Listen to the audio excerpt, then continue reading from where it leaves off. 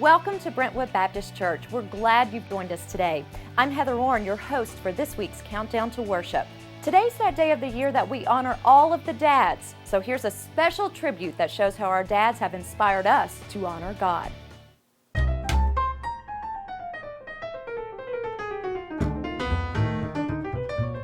I'm proud of my dad because he's always there for me and he provides for me and my mom, and there's nothing he won't do for us.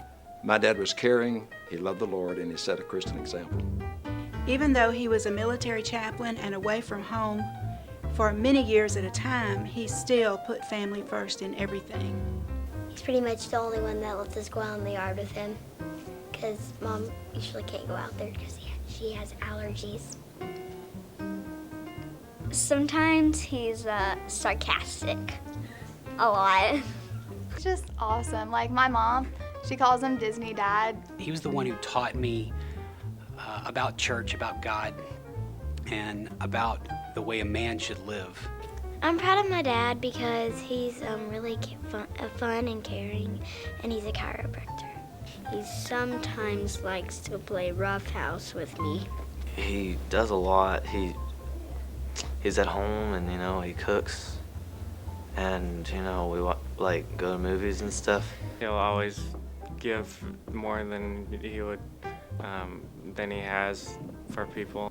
He always provided for us. He always made sure that we had the necessities of life. We were never rich by any means, but I never worried about having a home, having food. He makes me laugh, and he makes me feel better when I get hurt. He, takes me places. He has a car. He's crazy, and just the stuff he does is so funny. He's fought for our country multiple times, and I respect that a lot because that takes a lot of courage, and that's really brave. One word to describe my dad, be a leader. Awesome. My dad, you couldn't wrap up into one word. Happy. Amazing. Good. Compassionate. Giving. My father is very giving. I would say loving and supportive. Awesome. He was very consistent.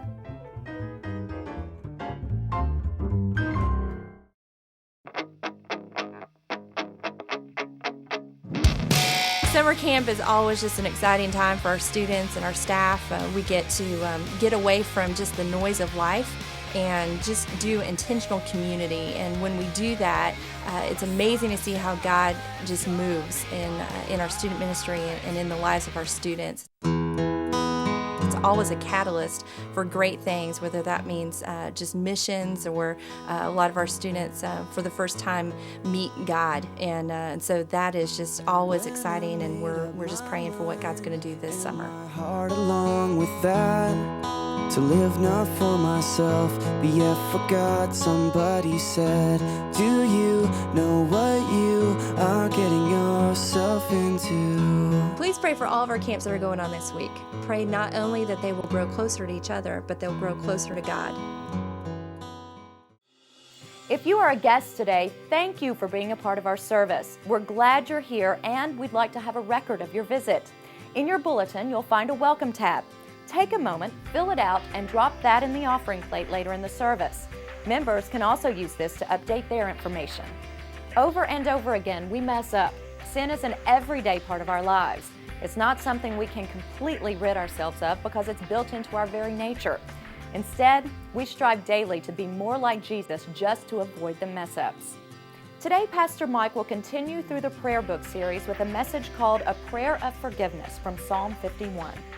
In a few moments, the pastor will bring us some first thoughts to start our time of worship. But first, it's been a tradition of ours to take a moment each year to honor those members who have set an example for all of us by honoring their commitment to their marriage for 50 years.